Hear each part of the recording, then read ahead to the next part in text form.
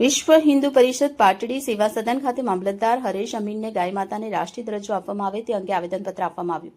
ગૌ સન્માન આવાહન અભિયાન અંતર્ગત આજે સવારે 10 વાગે પાટડી મામલતદારશ્રીને વિશ્વ હિન્દુ પરિષદના આગેવાન દ્વારા આવેદનપત્ર પાઠવવામાં આવ્યું.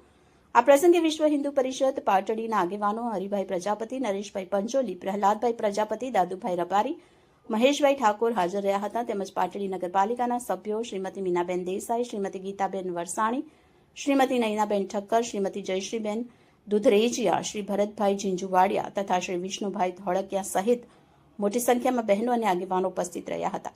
પાટડી નગરની વિવિધ સોસાયટીઓના ભજન મંડળની બહેનોએ પણ મોટી સંખ્યામાં હાજરી આપી કાર્યક્રમને સમર્થન આપ્યું હતું. Reporter Jaybhai Bagiya, A to Z news, Surendranagar. મારું નામ નરેશભાઈ ઘનશ્યામભાઈ પંચોલી. હું વિશ્વ હિન્દુ પરિષદ પાટડી પ્રખંડની અંદર વિવિધ જવાબદારીઓ નિભાવતા અત્યારે હાલ રાષ્ટ્રીય સ્વયંસેવક સંઘમાં ચોટેલા વાનપ્રસ્થી વિસ્તાર તરીકેની મારી જવાબદારી છે.